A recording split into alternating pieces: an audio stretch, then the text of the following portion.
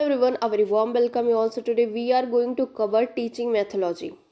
So paper के last में हमसे 10 मार्क्स में ये क्वेश्चंस पूछे जाते हैं जो कि होते हैं टीचिंग मैथोलॉजी के बेस पे। तो चलिए स्टार्ट करते हैं। हम देखेंगे 20 क्वेश्चंस जो प्रीवियसली आज। मेरी फर्स्ट क्वेश्चन इसमें पूछ रहा है, who out of the following has developed the theory of trial and error learning. किसने दिया था? क्या इसे थॉर्नडाइक ने दिया था, स्किनर ने, या टॉलमैन ने, या वाटसन ने? तो अगर आपको याद हो तो इसे दिया था थॉर्नडाइक ने।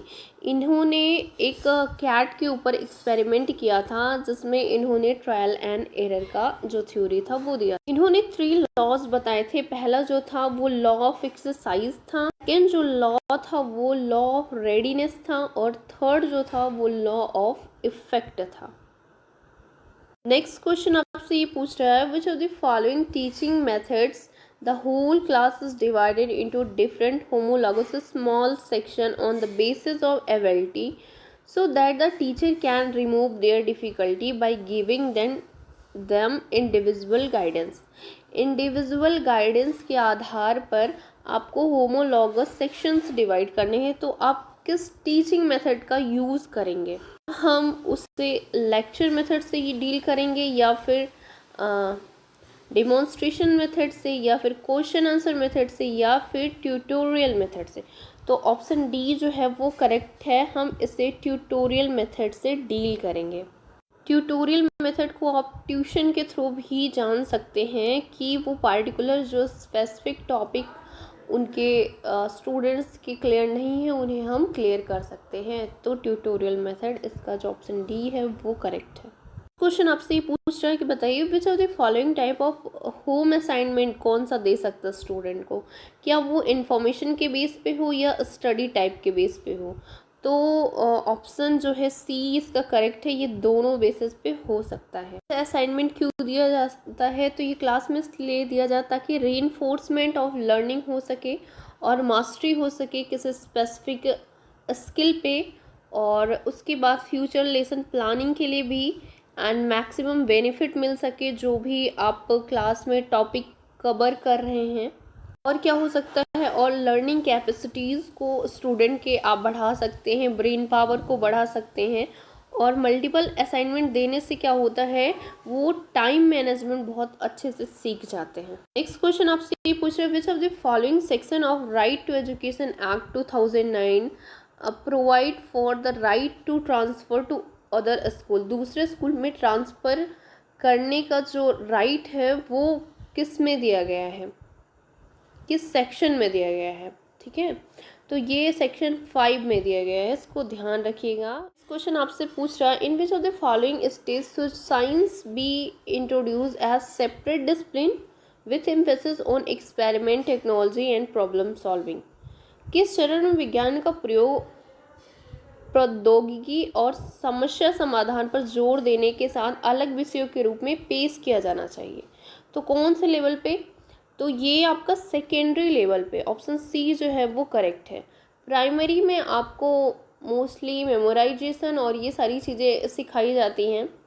उसके बाद अपर प्राइमरी में थोड़ा सा उन्हें लैंग्वेज और न्यूमरिक सिखाए जाते हैं। Then higher and secondary stage जो आता है उसमें आपको एक्सपेरिमेंट बेसिस पे सारी चीज़ें। क्वेश्चन आपसे पूछ रहा है कि इन विच ईयर इडूसैट ये जो है वो लॉन्च हुआ था? तो ये कब हुआ था? 2004 में हुआ था। ऑप्शन सी जो है वो करेक्ट है। अच्छा, इसे किसने लॉन्च किया था? तो इंडियन स्पेस रिसर्च ऑर्गेनाइजेशन ने इसे लॉन्च किया था 20 सितंबर। किससे लॉन्च किया था? तो GSAT-3 से। नेक्स्ट क्वेश्चन है, in which age can a child generally start to name colour? Colour को नेम देना कब से स्टार्ट हो जाता है? तो ये 3rd ईयर से start. Is asking the average nutritional intake of women in India is establish? कितना एस्टेब्लिश किया गया है एवरेज न्यूट्रिशनल इनटेक? तो ऑप्शन सी जो है वो करेक्ट है, यानी 2000 calories per day average nutritional intake है इंडिया में। बताइए ज़रा कि who said scientific method consist of systematic observational classification interpretation of data? ये किसने कहा था? तो ऑप्शन ए जो है लैंडबर्ग ने इसे कहा था? तो ऑप्शन क्वेश्चन आपसे ये पूछ रहा है what is the full form of CCE? CCE का फुल फॉर्म क्या है? Continuous and comprehensive evaluation. Next question आपसे क्या पूछ रहा है, ये सेकंड पेपर जो हमने कवर किया था उसकी टीचिंग मेथोलॉजी जो बच गई थी वो है, तो हम यहाँ से कवर करते हैं। So first question, which of the following section of right to education 2009 provide the curriculum and evolution procedure? तो उसमें ये पूछ रहा है कि बताइए शिक्षा का अधिकार जो अधिनियम 2009, ये बहुत बार पूछा गया है, सेक्शन को अच्छे से याद कर लीजिएगा। जो राइट टू एजुकेशन एक्ट 2009 था, कौन सी धारा जो है वो पाठ्यक्रम और मूल्यांकन प्रक्रिया का प्रावधान करती है? तो आर्टिकल 21A जो है वो करती है। तो ये आर्टिकल क्या प्रोवाइड करती है कि free and compulsory education for all children, group कितने 6 to 14 ईयर्स तक इन्हें फ्री एजुकेशन मिलनी चाहिए। नेक्स्ट क्वेश्चन आपसे पूछ रहा है कि बच्चों में आमतौर पर किस उम्र तक प्रारंभिक कल्पनात्मक भय गायब हो जाता है, यानी डिसअपियर हो जाता है, अर्ली इमेजिनेटिव फेयर? तो ये कब तक हो जाता है? 12 ईयर तक ये गायब हो जाता है। नेक्स्ट क्वेश्चन आपसे ये पूछ रहे हैं, the following form of gender discrimination has been seen in classroom in India? India के क्लासरूम में किस प्रकार का जेंडर डिस्क्रिमिनेशन देखा जाता है? फर्स्ट है कि बॉयज़ जो है वो रिसीव मोर एकेडमिक हेल्प, ये सही है। Teacher criticise the girls severely when they are deviated from gender role, तो वो अगर जेंडर रोल से अलग हटके कुछ करना चाहती हैं तो उन्हें क्रिटिसाइज किया जाता है टीचर्स के द्वारा, ये भी सही है। तो दोनों ही करेक्ट है अगर डिस्क्रिमिनेशन की। ऑप्शन सी जो है वो करेक्ट है, both A and B. Next question आपसे ये पूछ रहा है which of the following is not a step in scientific method of solving problem? Solving problem कौन सा एक मेथड नहीं है? क्या सेंसिंग द प्रॉब्लम, समस्या का अवभापन करना या उसके बारे में जानना, एनालिसिस ऑफ प्रॉब्लम, दोनों ही है। क्या मेमोराइज करते हैं स्टेप टू स्टेप? नहीं, इसमें चेंजेस हो सकते हैं, तो ये गलत है, यानी कि यही सही है।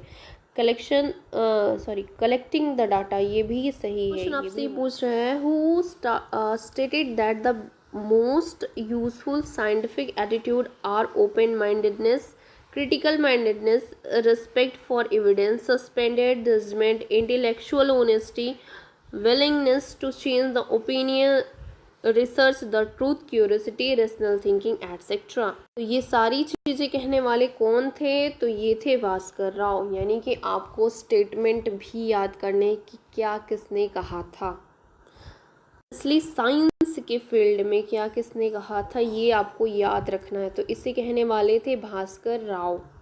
नेक्स्ट क्वेश्चन आपसे पूछ रहे हैं which of the following is feature of summative assignment? का कौन सा इसमें फीचर है? तो फर्स्ट है it is administrated at the terminal stage of course, तो ये बिल्कुल सही है कि लास्ट में समेटिव असाइनमेंट होता है और इसके बाद कोई भी चेंज नहीं किया जा सकता। This is the last and this is present your report card. Grading does not carry much weightage, ऐसा कुछ भी नहीं है। It is a process oriented, process नहीं है, एंडिंग है। It can be flexible, no flexible नहीं है, रिजिड है, ख़त्म है, सेशन के लास्ट में होता है। इस क्वेश्चन पूछ रहे हैं कि एजुकेशन कैसा हो सकता है, फॉर्मल इनफॉर्मल, तो दोनों ही हो सकता है। ऑप्शन बी जो है वो करेक्ट है। is asking which of the following is a very detailed and specific plan consisting of intended learning outcomes, description of teaching, learning strategies, activities and actual tool for assignment of learning outcome। तो ये सारी चीज़ें जो हैं वो included होती हैं किसमें? आपके लेसन प्लान में। नेक्स्ट क्वेश्चन आपसे क्या पूछ रहा है, as per national centre for improving science education how many scientific concepts are there for elementary education? बताइए राष्ट्रीय विज्ञान शिक्षा सुधार केंद्र के अनुसार प्रारंभिक शिक्षा के लिए कितने वैज्ञानिक अवधारणाएं हैं? तो ये 9 है, आंसर सी जो है वो करेक्ट। अच्छा वो 9 है कौन कौन सी? तो पहला जो है ऑर्गेनाइजेशन है, ऑर्गेनाइज करेंगे। काज एंड इफेक्ट क्या है? सिस्टम क्या है? Scale refers to quality both relative and absolute. Then models आप यूज़ करेंगे, चेंजेस यूज़ करेंगे, structure and function, variation and last diversity. Next question आपसे पूछ रहा है which of the following is not advise to be kept in mind while selecting activity for co curriculum activities. Co curriculum activities जब बच्चे perform करते हैं तो इनमें से क्या ध्यान नहीं देना चाहिए। Activities should be reasonable, large in number and varied, बिल्कुल होना चाहिए लार्ज नंबर और वेरिड होना चाहिए। एक्टिविटीज़ शुड नॉट इम्पोज नहीं, दबाव डालकर नहीं करवाना है, वो आसानी से कर सके ऐसे एक्टिविटी करवाना है। नेक्स्ट जो है, स्टूडेंट मस्ट बी फोर्स करेंगे क्या पार्टिसिपेट करने के लिए एक्टिविटीज़ में? नो, दिस इज़ रॉन्ग, ये गलत है, तो यही सही है। The activities should be accordance with the student interest and ability, बिल्कुल सही है, तो ऑप्शन सी जो है वो गलत है, यानी वही सही। ये भी हो गया ख़त्म एंड हमने 20 क्वेश्चंस कर लिए हैं। And thank you so much for watching. And अगर आपको अच्छा लगा तो please do like, share and comment करके ज़रूर बताइए, इससे मुझे काफ़ी मोटिवेट